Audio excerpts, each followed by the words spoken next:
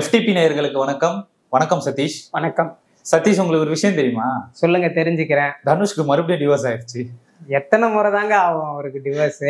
என்னங்க பண்றது, ஊர்ல எல்லாருக்கும் டிவோர்ஸ் ஆனாலும் தனுஷ் தான் காரணம், தனுஷ் தான் காரணம்னுறாங்க.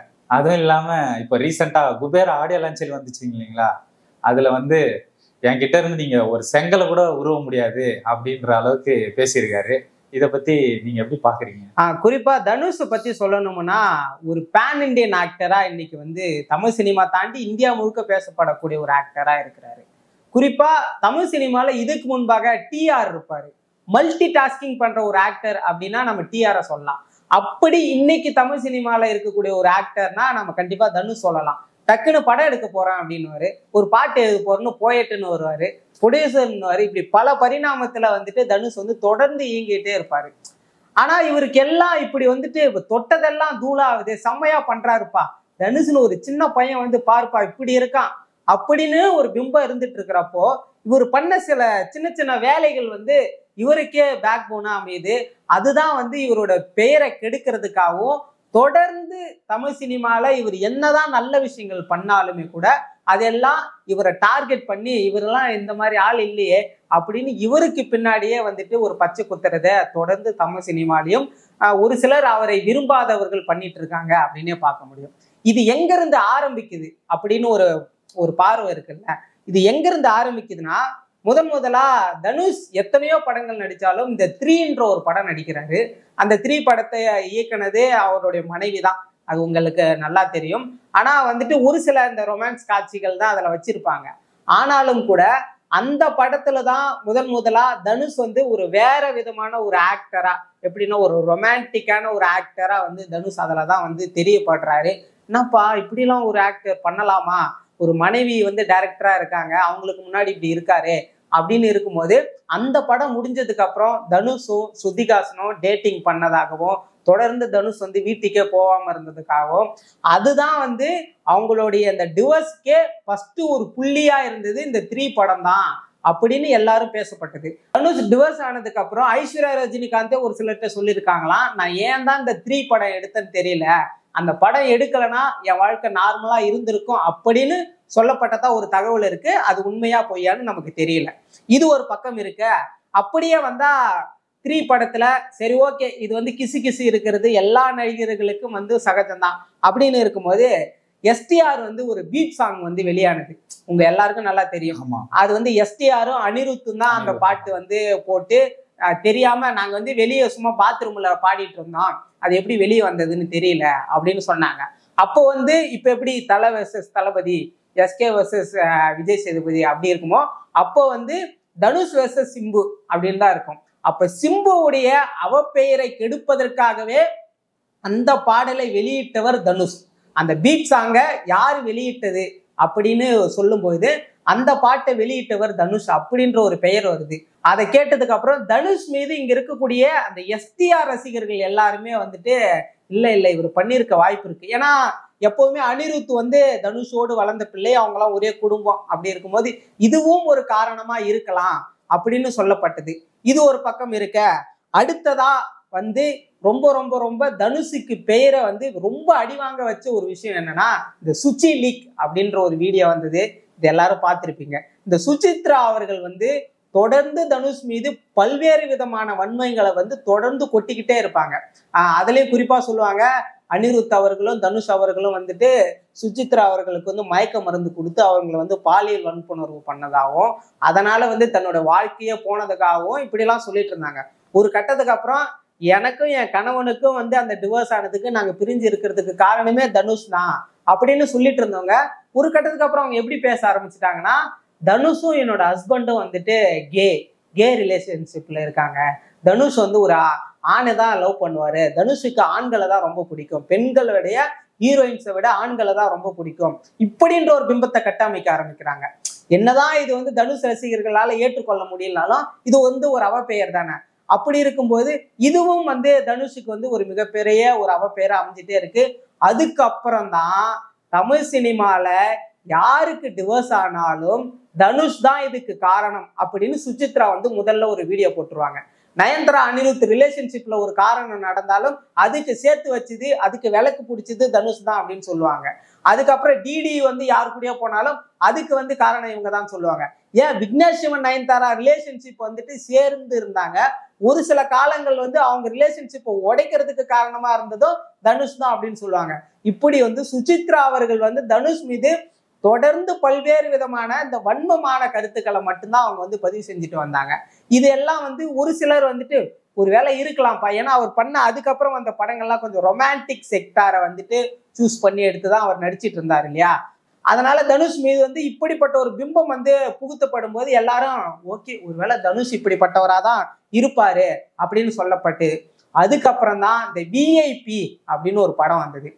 அந்த விஐபி படத்துக்கு அப்புறம் முழுக்க முழுக்க தனுஷ் அவர்கள் வந்து அமலாபாலோடு இணைந்துதான் இருக்கிறாரு.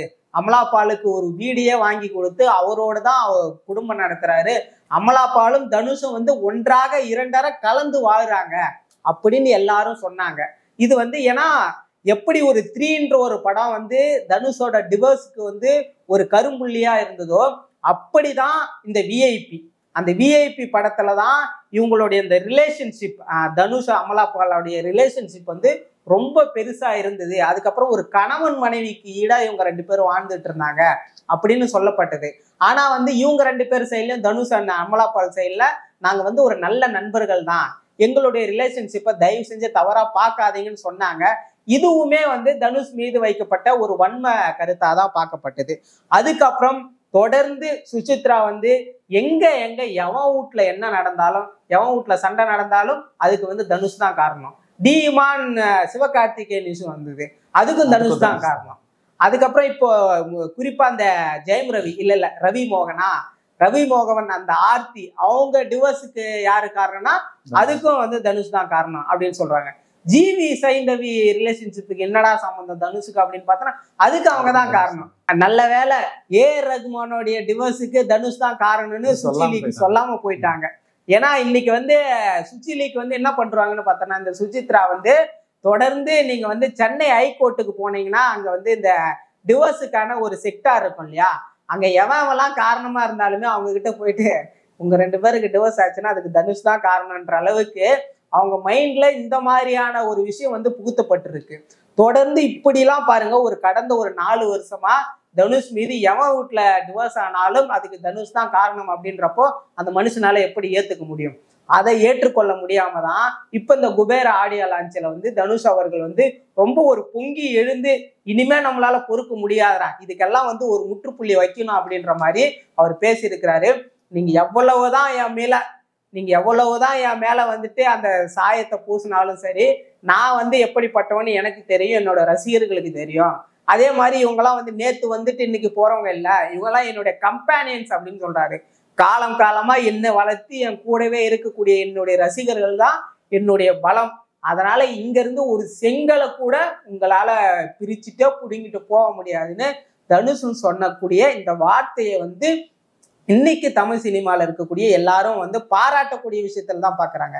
ஏன்னா தொடர்ந்து தனுஷ் அவர்கள் வந்து இந்த ஆன்மீகத்தை நோக்கி போறதா இருக்கட்டும், அதுக்கப்புறம் வந்து அதிகமா வெளியே வந்து பெருசா வந்து காட்டிக்காம இந்த ஆடியோ லான்ச்சில் மட்டும் வர்றதா இருக்கட்டும், இப்படி எல்லாம் பார்க்கும்போது அமைதியான ஒரு வாழ்க்கைய வாழுறாரு. அவர் வாழறதுக்கே விடுங்கப்பா, தேவையில்லாத விமர்சனத்தை அவர் மீது கொட்டாதீங்க அப்படின்றத பார்வையில தான் இன்னைக்கு தனுஷ் ரசிகர்களா இருக்கட்டும், தமிழ் சினிமா ரசிகர்களா இருக்கட்டும், தொடர்ந்து தனுஷை வந்து ஒரு பரிதாப பார்வையில தான் பாக்குறாங்கன்னு சொல்ல முடியுது. சதீஷ், இப்ப எனக்கு ஒரு டவுட் என்னன்னா, ஃபர்ஸ்ட் எல்லாம் பாத்தீங்கன்னா ஃபுல்லா எஸ்டிஆர் வெளியில தலை காட்டினாலே எஸ்டிஆர் தான் பிரச்சனை, எஸ்டிஆர் தான் இது பண்ணிட்டாரு, எஸ்டிஆர் தான் அதை பண்ணிட்டாருன்ட்டு ஒரே எஸ்டிஆர் தான் வச்சு செஞ்சுட்டு இருப்பாங்க, தனுஷை பத்தி பேசவே மாட்டாங்க.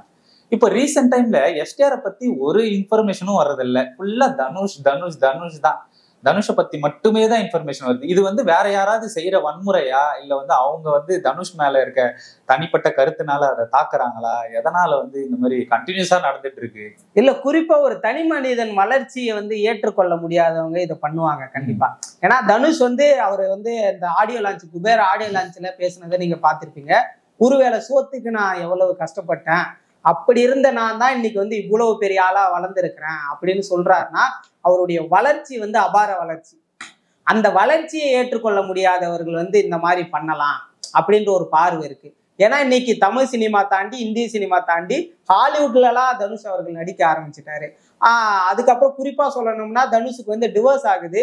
டிவோர்ஸ் ஆனதுக்கு அப்புறம் 100 கோடி ரூபாயில போய்ஸ் கார்டன்ல வந்துட்டு ஒரு வீடு கட்டுறாரு.